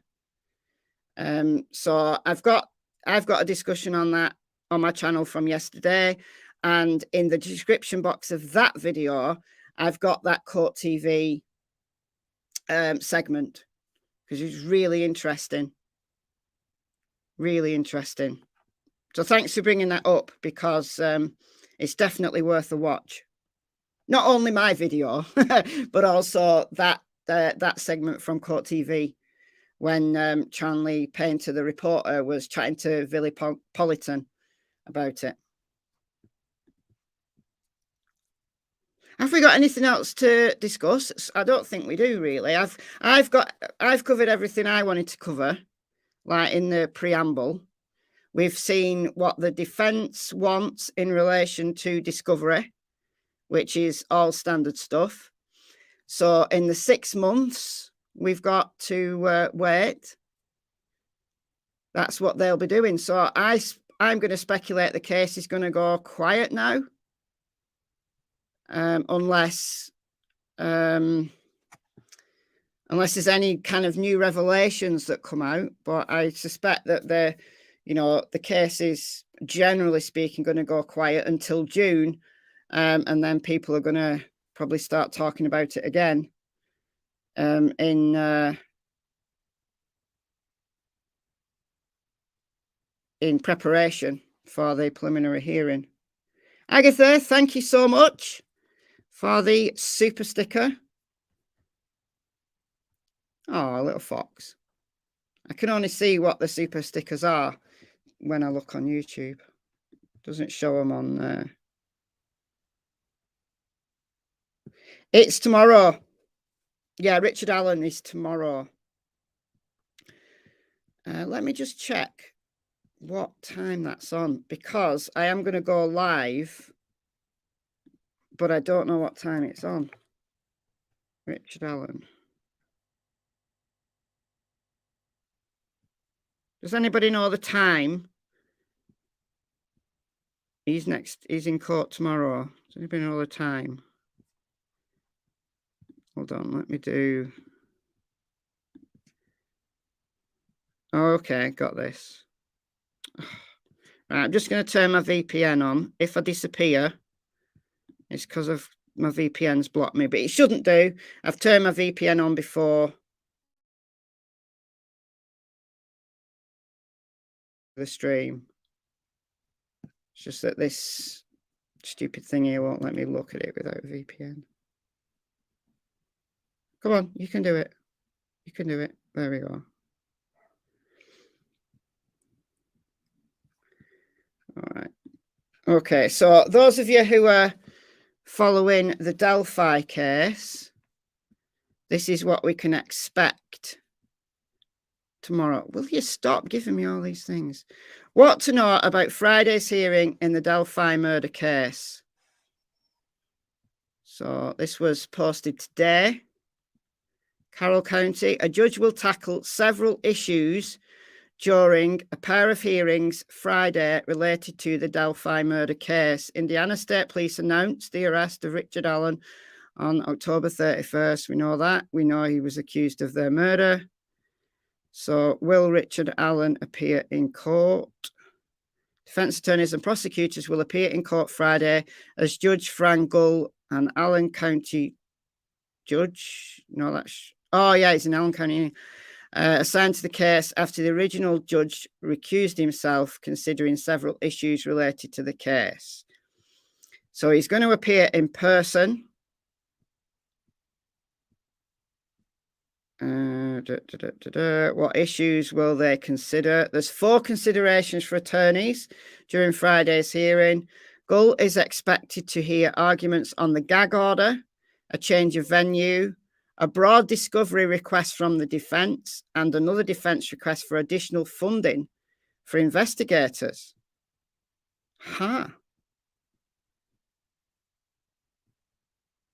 the gag order, change of venue, because they want to move it out of Carroll County.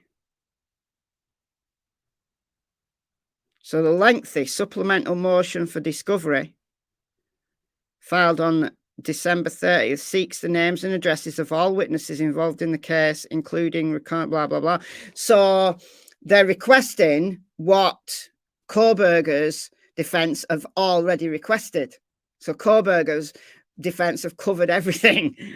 So they don't have to put in supplemental motions and stuff.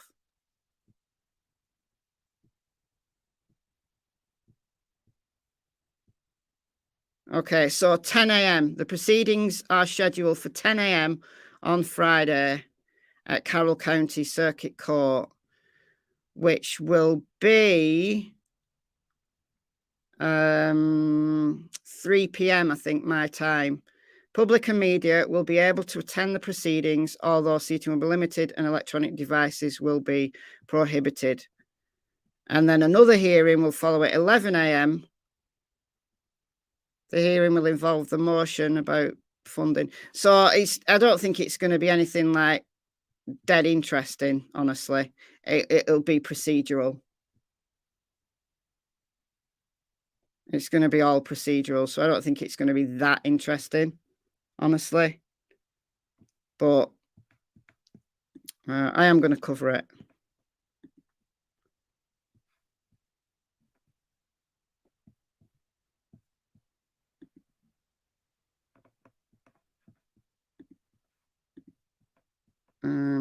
I didn't share that either, did I? I didn't share that either, did I? Well, this is what I've just read. You should tell me that I'm not sharing, because I don't realise I'm not sharing. So it's from Fox 59, and they keep giving me all these pop-ups. But yeah, so if you want to read that, put it in the chat. There you go.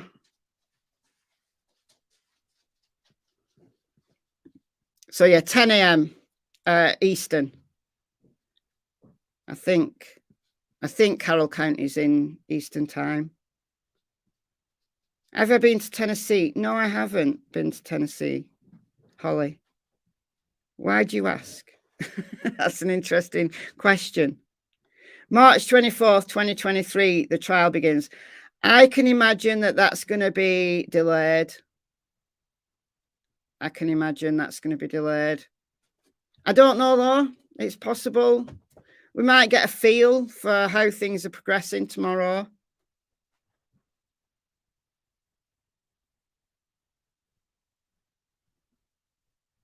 The cuts on his face, I think they were just shaving cuts. Honestly.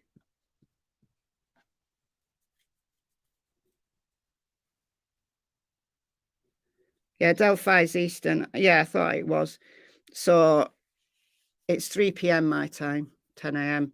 10 a.m. Eastern, 3 p.m. UK time.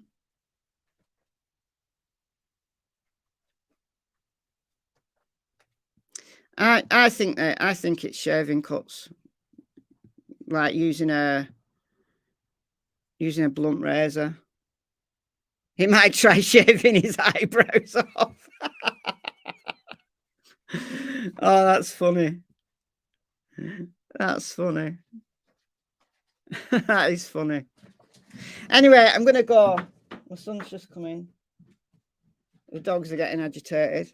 Your drugs are here. My drugs are here. It's been the chemist for me. Thank you.